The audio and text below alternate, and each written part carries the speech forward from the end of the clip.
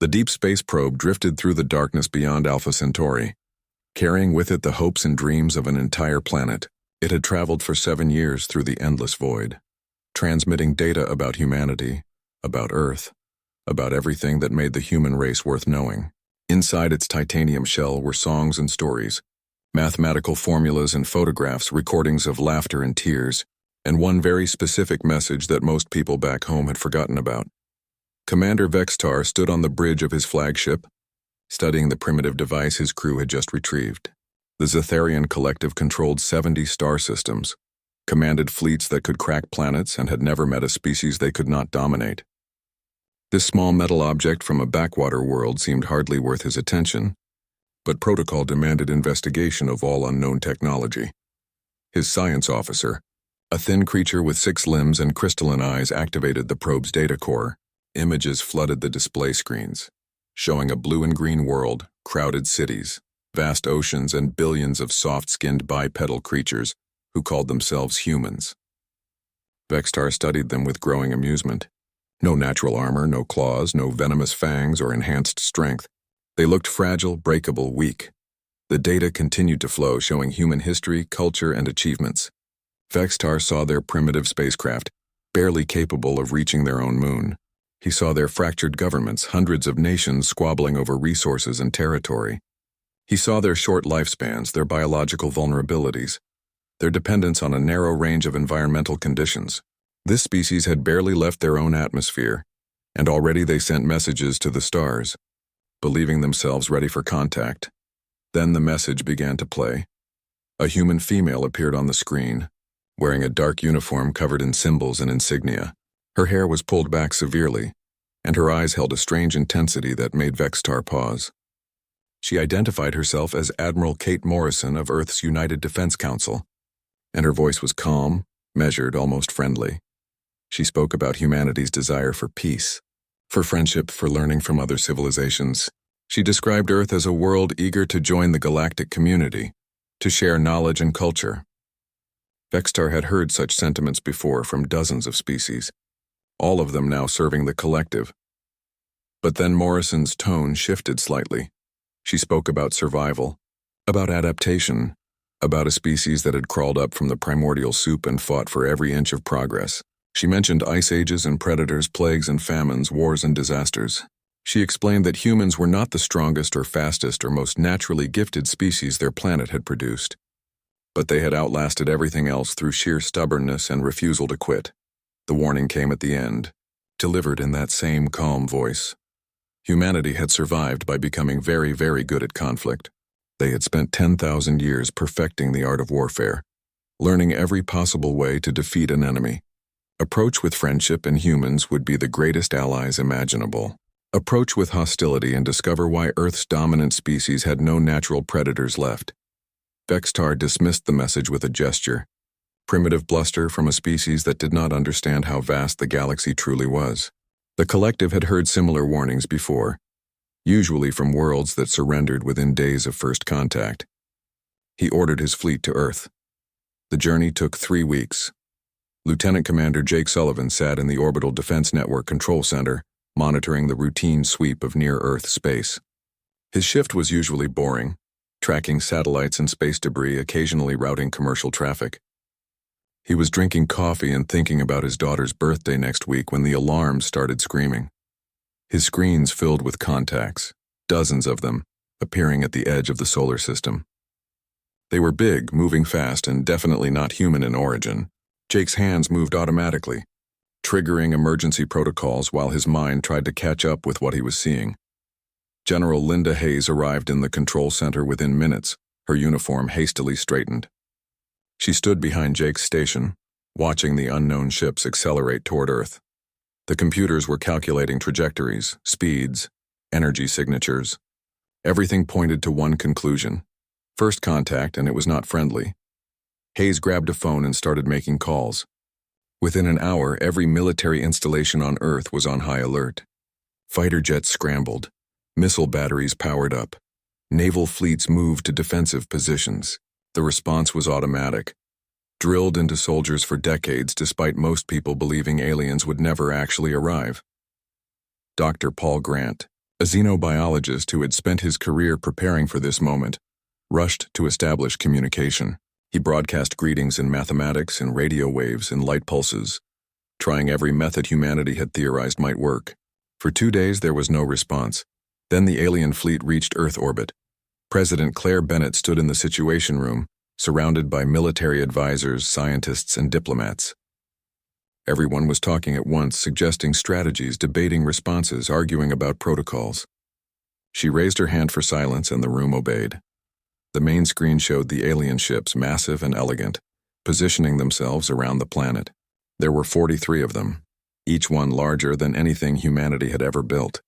Their hulls were smooth and dark, covered in patterns that might have been decorations or weapons ports. A message came through, translated by computers that somehow understood the alien language. The voice was artificial, stripped of emotion, delivering an ultimatum with mechanical precision. The Zetharian collective claimed Earth. Humanity had 48 hours to surrender leadership, disarm all weapons, and prepare for integration into the collective. Resistance would result in orbital bombardment, followed by ground invasion.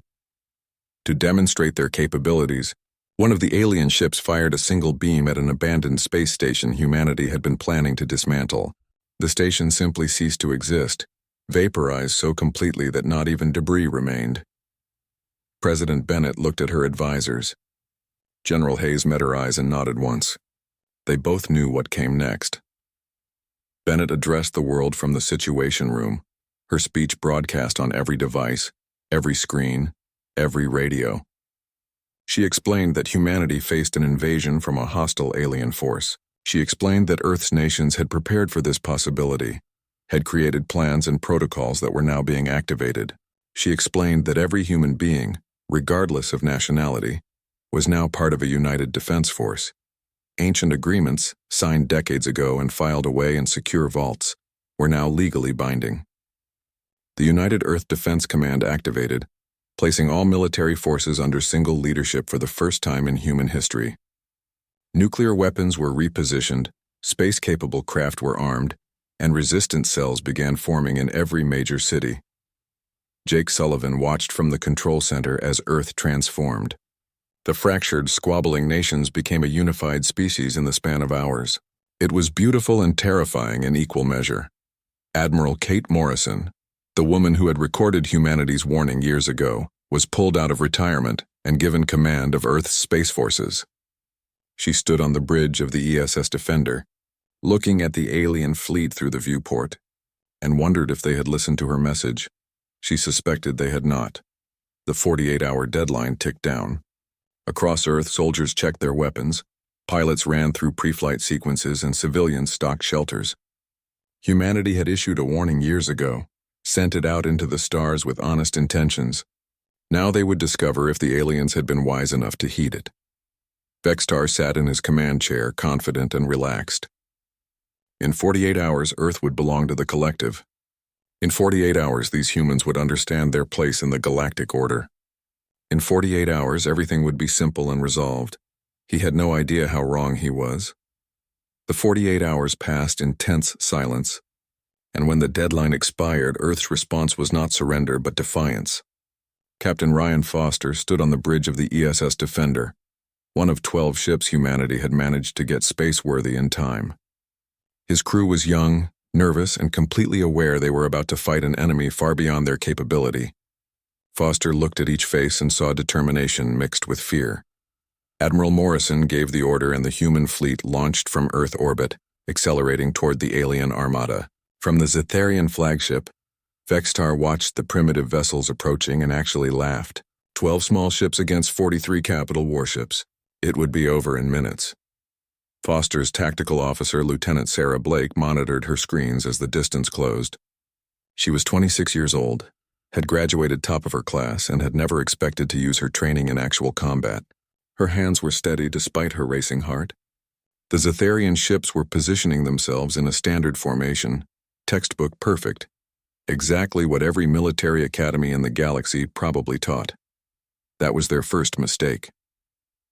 Foster gave the order and the human ships released thousands of small objects into space. The Zetharians detected them immediately, Identifying them as simple metal projectiles, nothing more than refined space debris, they assumed it was desperation, a primitive attempt at causing damage with kinetic weapons. They were partially right. The projectiles spread out in a massive cloud, creating a field of obstacles between the two fleets.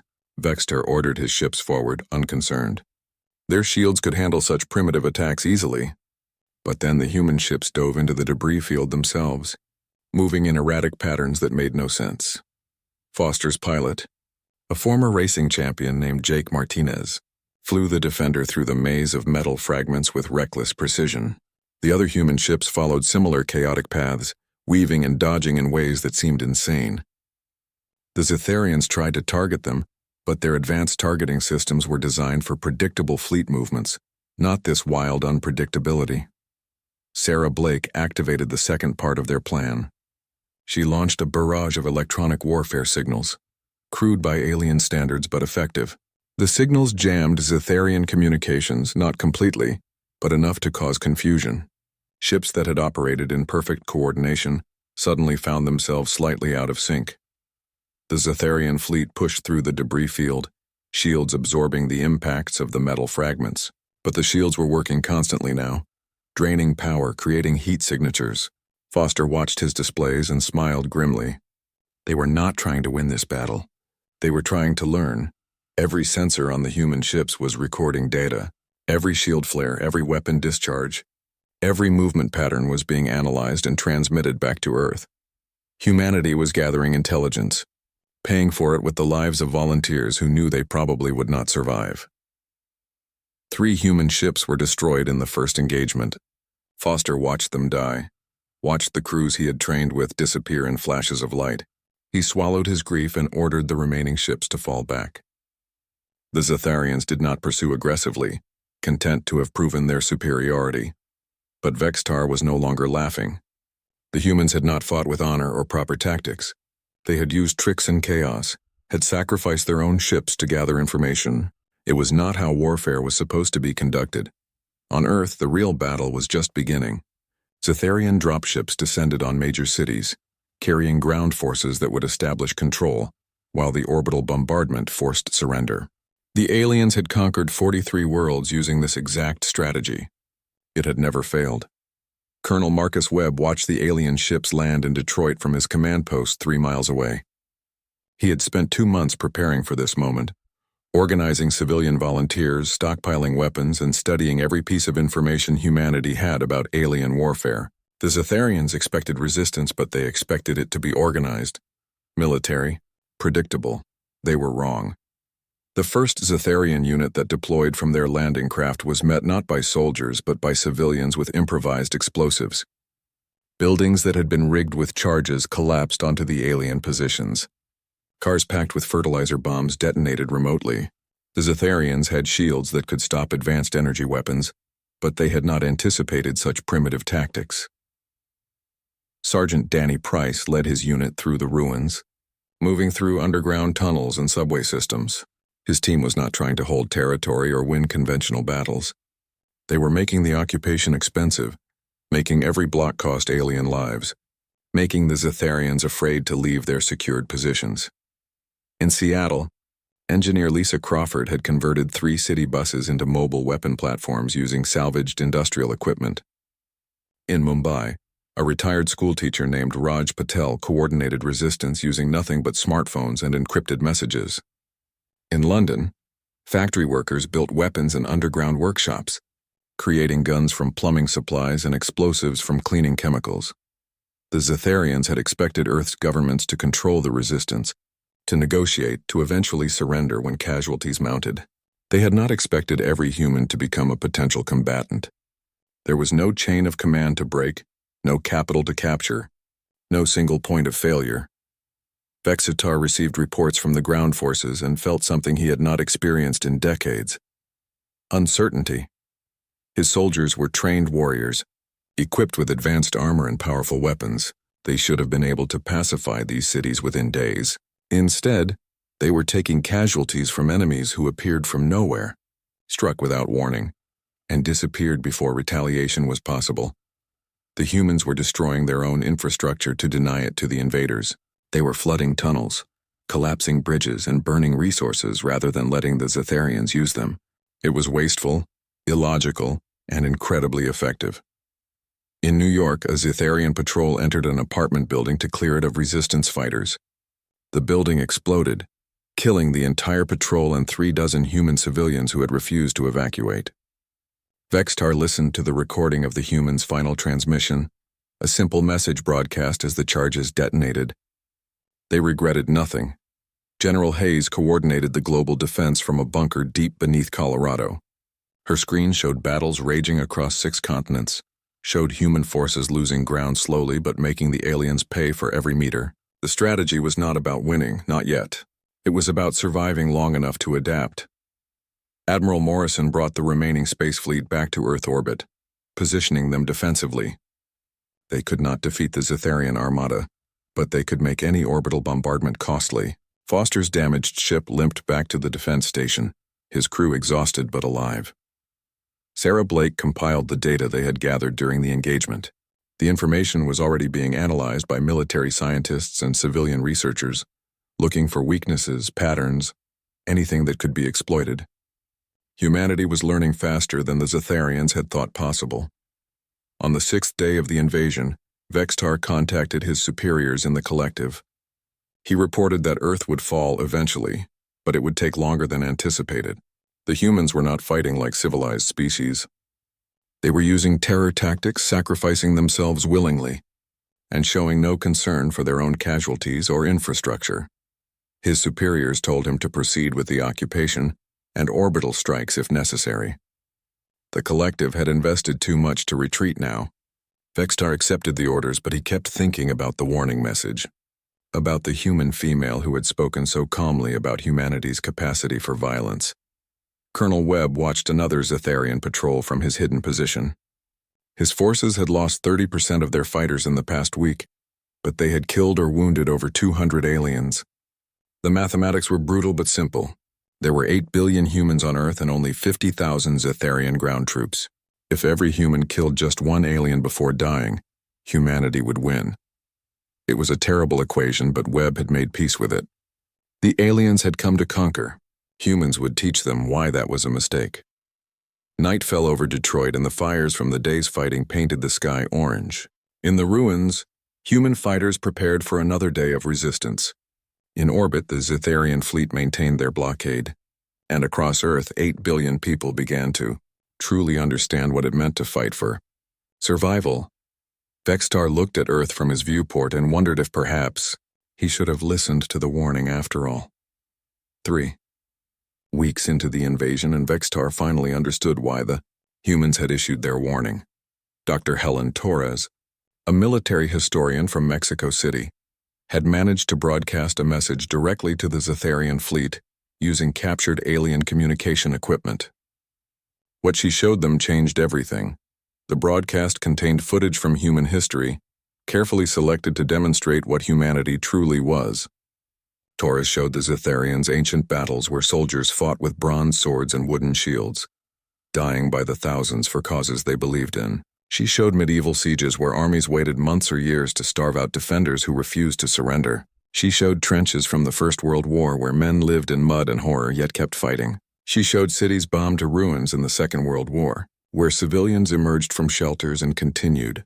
Resisting, Vextar watched a recording of human pilots deliberately crashing their damaged aircraft into enemy ships when they ran out of ammunition. He watched soldiers advance under withering fire, watched medics run into danger to save wounded comrades, watched commanders sacrifice themselves to save their troops. The Zetharians had fought wars before, but they had always been organized, rational affairs with clear objectives and acceptable losses. Humans fought differently. They fought when victory was impossible, fought when survival was unlikely, fought simply because surrender was not in their nature. Torres ended her broadcast with a simple message. This as not humanity's full capability. This was humanity showing restraint because they still hoped for peace. Commander Vextar felt something cold settle in his chest. His species had evolved on a world with few predators, had developed civilization through cooperation and logic. Humans had evolved by becoming the most dangerous thing on their planet. Every instinct they possessed was designed for survival against impossible odds. On Earth, Major Kevin Brooks led a strike team through the ruins of Chicago toward a Zetharian command post. His team had studied the aliens for 3 weeks now, had learned their patterns and tactics. The Zetharians were methodical, always following procedures, always setting up their bases the same way. It made them predictable. Brooks had been a college professor before the invasion, teaching military strategy to bored students who never expected to use the knowledge. Now he was using every lesson, every historical example, every tactical principle to fight an enemy from the stars. His team included a construction worker, 2 former athletes, a chef, and a retired police officer. None of them were traditional soldiers, but all of them were learning fast. They approached the command post from underground, using storm drains and subway tunnels. The Zetharians had sensors that detected movement above ground, but they had not considered that humans might travel beneath the surface. Brooks led his team up through a maintenance shaft that emerged inside the perimeter. The attack was quick and brutal. They used explosives made from household chemicals, guns assembled from hardware store parts, and the element of complete surprise. The command post was destroyed in minutes. Brooks' team escaped through the same tunnels, leaving the Zetharians confused and angry. In orbit, Captain Foster had been analyzing the data his fleet had gathered. His science officer, Ensign Amy Chen, made a discovery that changed the tactical situation. The Zetharian shields were incredibly advanced, designed to stop energy weapons and high-velocity projectiles, but they were optimized for threats the collective usually faced. Chen realized the shields had a weakness. They were not designed to stop slower physical objects because no civilized species used such primitive weapons anymore. She brought her findings to Admiral Morrison, who immediately understood the implications. Morrison ordered every railgun humanity possessed brought online. Railguns were ancient technology, magnetic accelerators that threw metal projectiles at high speed. They were obsolete by modern Earth standards and laughably primitive by alien standards, but they worked. The next engagement in orbit surprised the Zetharians completely. Foster's reformed fleet, reinforced with civilian ships hastily converted to military use, attacked using railguns and kinetic weapons. The alien shields, which could stop plasma beams and antimatter warheads, struggled against simple metal slugs moving at a fraction of light speed. 2 Zetharian destroyers took critical damage before they could adjust their shield frequencies. Foster pressed the advantage, coordinating his fleet in another chaotic attack pattern that prevented the aliens from targeting effectively. Humanity lost 5 more ships, but the psychological impact was worth it. The Zetharians were no longer invulnerable.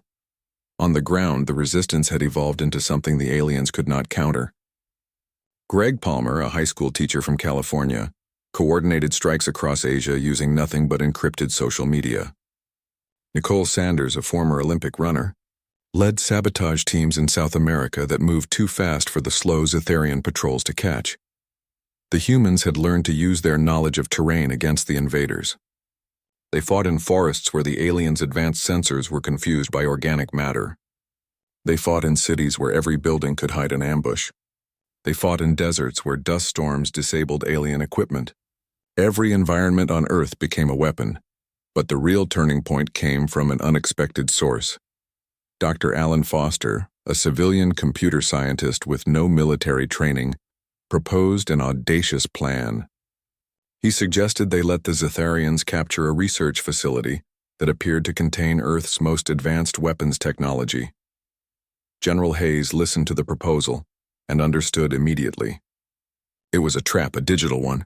The facility would contain computers loaded with a virus, specifically designed to target Zetharian systems. The virus would not destroy their computers, but would spread through their network and cause cascading failures in coordination systems. The plan was risky. If the Zetharians suspected the trap, they would gain real intelligence about Earth's actual capabilities. If the virus failed, humanity would have wasted resources on an elaborate deception. But Hayes approved the operation because humans understood something the aliens did not. Sometimes the biggest risks brought the biggest rewards. The facility was set up in Nevada, made to look like it had been hastily abandoned. False documents were scattered around. Computer systems were left running with just enough security to seem legitimate. Then Colonel Webb's team staged a fake defense, fighting hard enough to make it convincing, but eventually retreating and leaving the facility to be captured. Zetharian forces secured the facility and immediately began analyzing the technology. Their scientists connected the human computers to their own systems to speed up the data extraction. The virus activated exactly as planned. It spread through the Zetharian network like wildfire, not destroying anything but subtly corrupting coordination protocols. Ship-to-ship communication started experiencing delays of just a few seconds. Targeting computers began miscalculating by small margins. Nothing catastrophic, nothing obvious, but enough to matter. Admiral Morrison detected the disruption immediately. She had been waiting for this moment, had positioned her fleet for maximum advantage. She gave the order and Captain Foster led the attack. Pilot Jack Monroe flew his fighter through the gaps in the Zetharian formation, exploiting the coordination failures.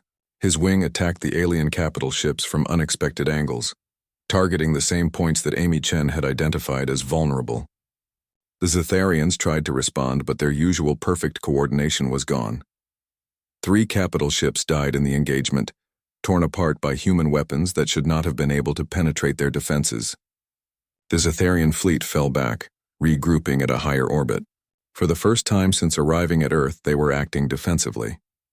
Vextar stood on his bridge and stared at the tactical displays. He had lost 3 capital ships, dozens of fighters, and hundreds of ground troops.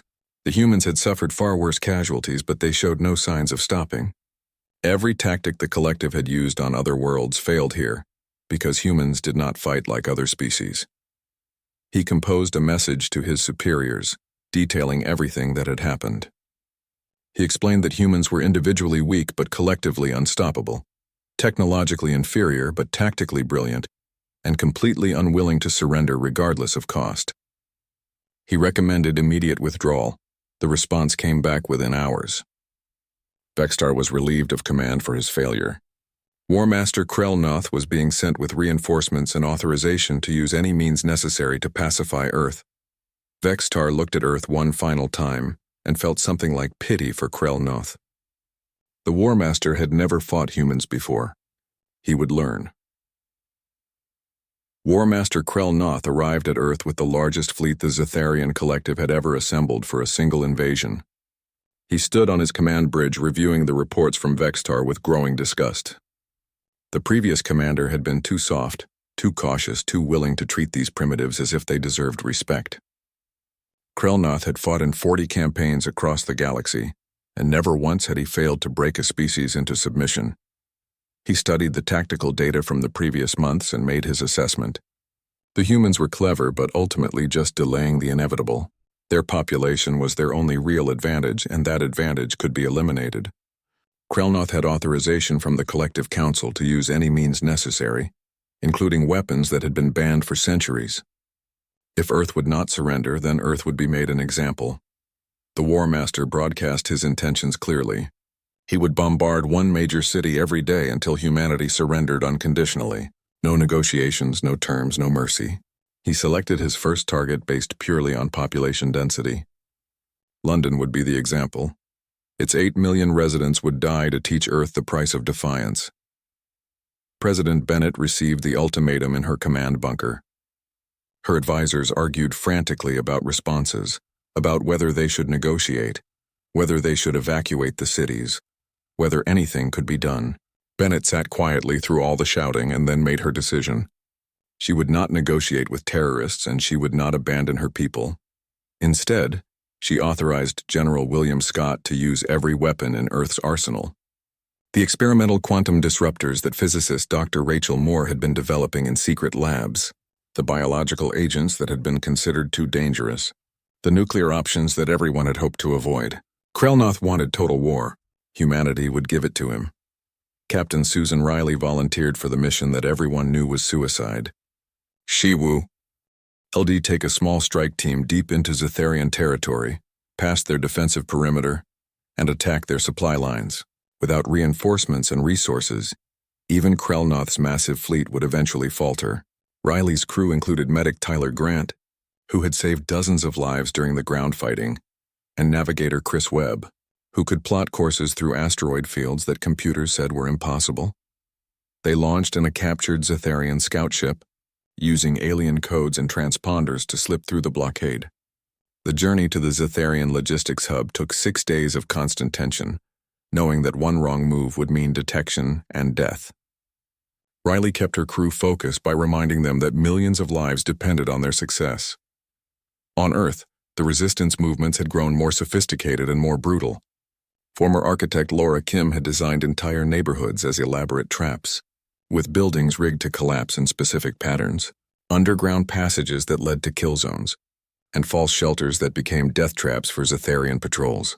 The aliens learned to fear human cities, learned that every door might hide an ambush, every street might be mined, every civilian might be carrying explosives. Hacker Brandon Cole created artificial intelligence programs that infiltrated Zetharian combat drones and turned them against their creators. The aliens watched in horror as their own machines suddenly targeted friendly forces, as their automated defenses became weapons for the resistance. Cole worked from a basement somewhere in Tokyo, his exact location unknown even to his handlers, coordinating digital warfare across the entire planet. Krelnoth began his bombardment campaign as promised. His flagship's main weapon charged and fired, sending a beam of concentrated energy toward London. But the humans had been preparing for this moment.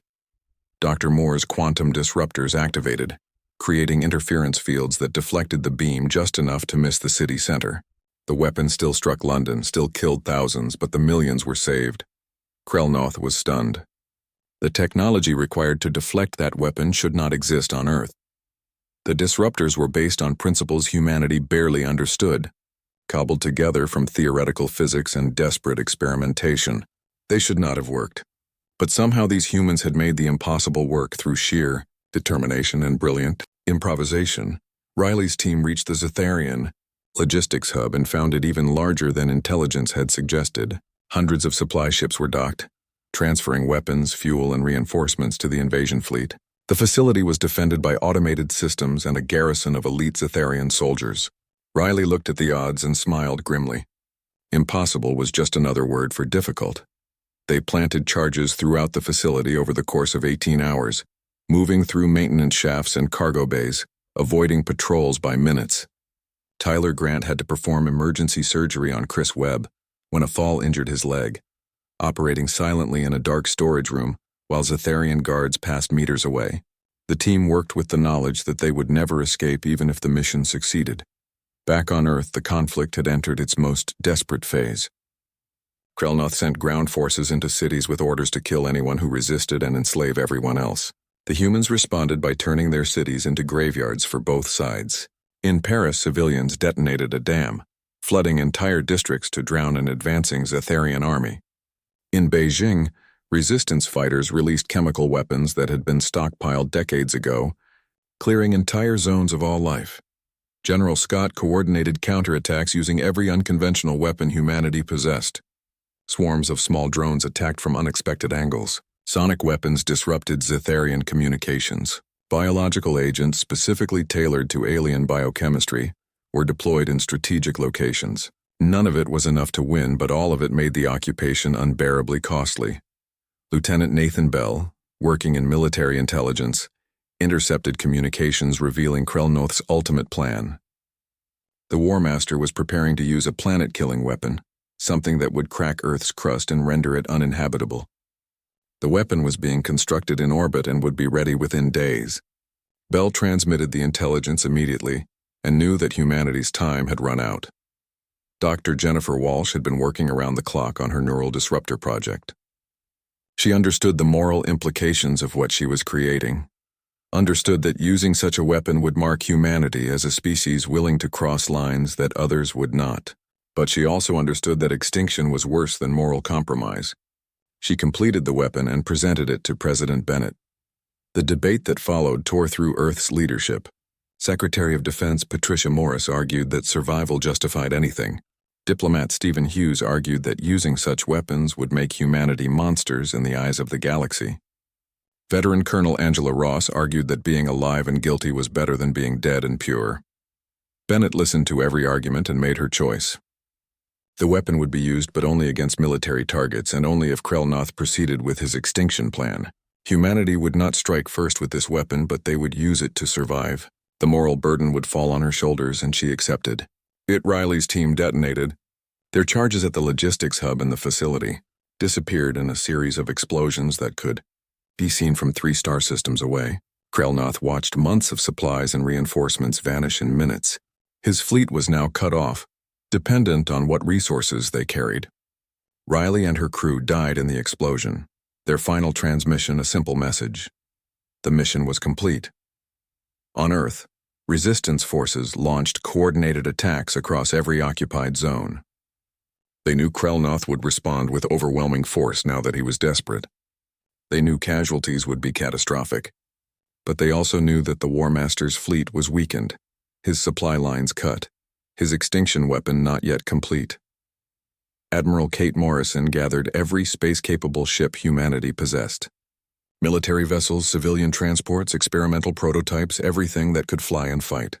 She promoted Captain Ryan Foster to Admiral and gave him command of the strike force that would attempt the impossible, destroying the planet killer before it could be used. Foster looked at his fleet of mismatched ships and undertrained crews and knew they were all about to die. But he also knew that Earth was depending on them, that 8 billion people were counting on this desperate gamble. He addressed his fleet with simple words. They were humanity's last chance. They would not fail. Krelnoth watched the human fleet approaching his position and prepared to crush them. He had superior numbers, superior technology, and superior firepower. These humans had spirit, but spirit could not stop plasma cannons. He ordered his fleet to battle formation and prepared to end this war. Neither side knew that in hidden labs across Earth, Dr. Walsh's neural disruptor was being prepared for deployment. Neither side knew that humanity's final gamble was not Foster's fleet, but a weapon that would change the nature of the entire conflict. Neither side knew that the real battle was about to begin. The final battle began at dawn over the Pacific Ocean, where the largest concentration of Zetharian forces had gathered for their extinction assault.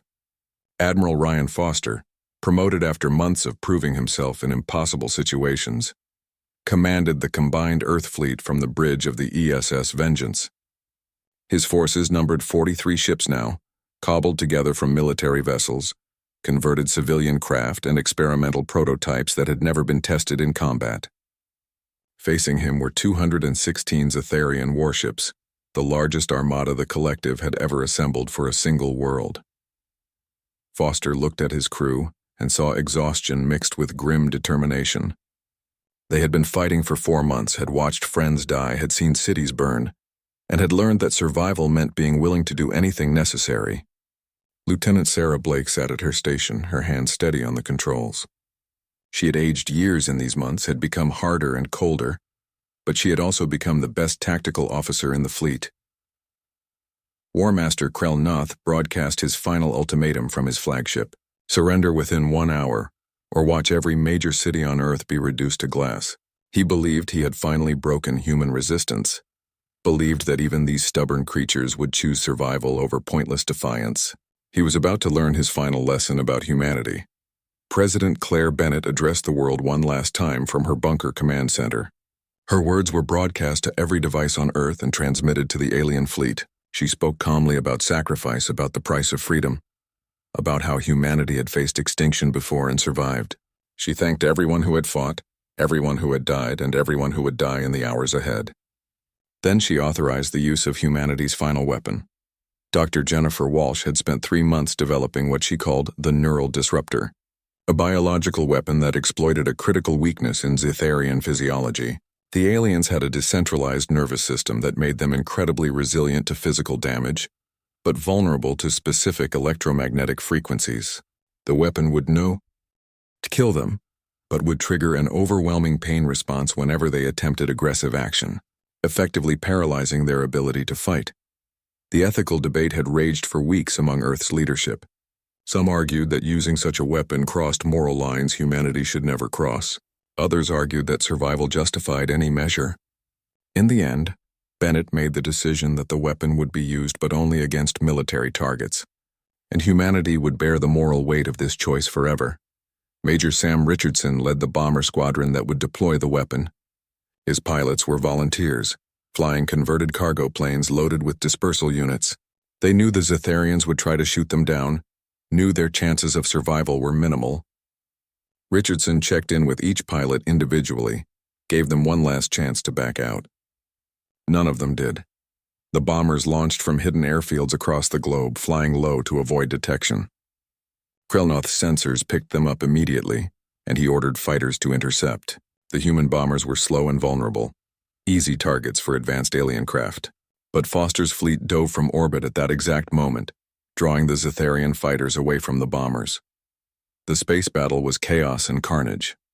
Foster's ships used every trick humanity had learned, spreading debris fields, jamming communications, attacking from impossible angles. Lieutenant Victor Hayes piloted his fighter directly at the Zetharian flagship, his weapons empty, but his engines still functional. He aimed for the command bridge, hoping to kill Krelnoth himself. The flagship's point defense systems destroyed his fighter 300 meters from impact. But the sacrifice drew enough attention for Foster's heavy cruisers to land killing shots on 2 Zetharian destroyers. On the ground, Commander Derek Shaw led the final coordinated uprising against Zetharian occupation forces. His resistance fighters emerged from hiding across North America, hitting every alien position simultaneously. In Africa, Captain Monica Reeves did the same with her forces. The Zetharians found themselves fighting on every continent at once, their ground troops spread too thin, their coordination disrupted by months of human interference. Major Richardson's bombers reached their targets and released the neural disruptor. The dispersal units activated, spreading the electromagnetic field across Zetharian positions. The effect was immediate. Alien soldiers attempting to fire weapons suddenly collapsed in agony. Ship crews trying to target human positions found themselves unable to function. The weapon did not kill, but it removed their ability to fight. Krelnoth watched his invasion fall apart in real time. His soldiers were incapacitated, his fleet was being torn apart by human tactics, and his command structure was collapsing. He tried to order a retreat, but half his ships could not receive the message through the chaos. He tried to regroup, but the humans pressed their advantage with savage efficiency. Admiral Foster saw the moment when the Zetharian fleet began to break. Decades of military dominance, centuries of believing in their superiority, all shattered by 4 months of fighting desperate humans. He ordered his fleet to pursue but not to slaughter.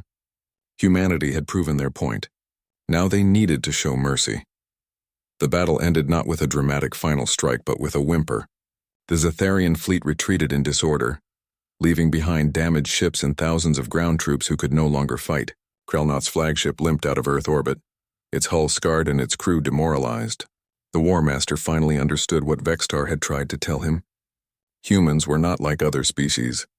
They could not be conquered. Admiral Kate Morrison, who had issued the original warning years ago, intercepted the retreating flagship. She opened a communication channel directly to Krelnoth, and her face appeared on his screen. She looked older now, tired, but her eyes still held that same intensity. She delivered her message with the same calm voice she had used years before. Earth had warned the galaxy that humanity was deadly, not because they enjoyed violence, but because they had survived by becoming the most adaptable and determined species their world had produced. The collective had forced this war, had ignored the warning, had believed humanity could be easily conquered. Now the entire galaxy would know the truth.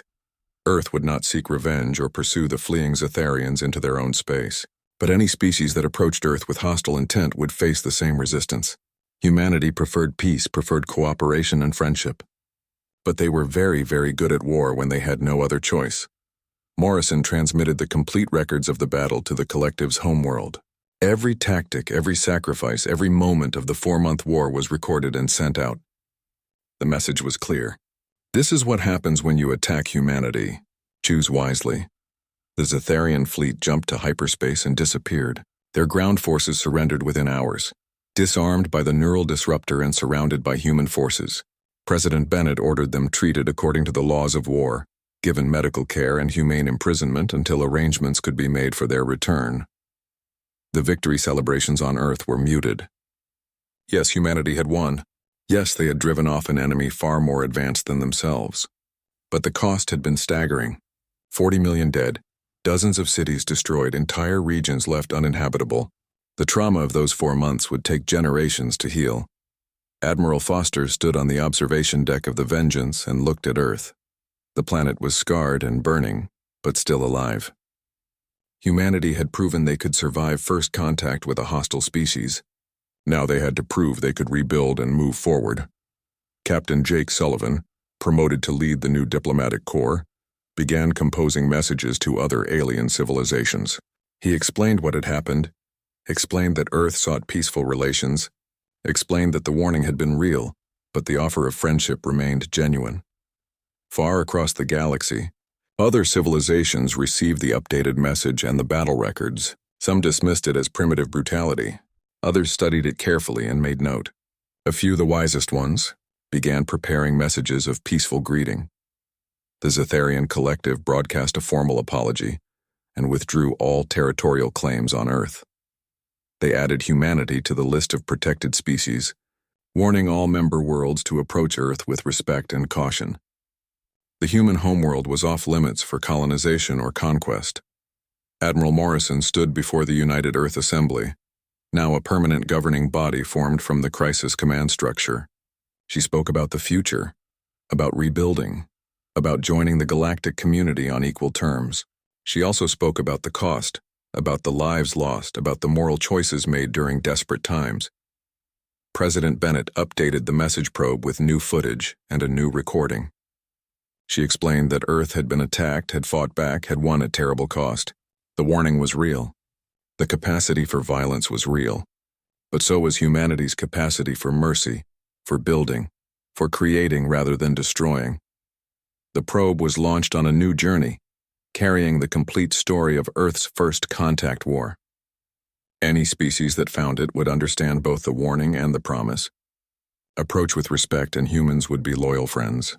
Approach with weapons and discover why humanity's greatest monuments were memorials to those who fought impossible odds. Years passed, and Earth healed slowly. The burned cities were rebuilt, the dead were honored, and humanity continued reaching for the stars. They built new ships, established colonies on Mars and the Moon, and prepared for the day when they would travel to other solar systems. And when they did travel, when they finally met other species face to face, they came as equals. Not as conquerors, not as victims, but as a species that had earned their place among the stars through trial by fire. The galaxy learned to respect Earth not because humans were the strongest or the smartest or the most advanced, but because they had proven they would never surrender, never quit, never accept defeat. The warning had been heard, and the galaxy remembered.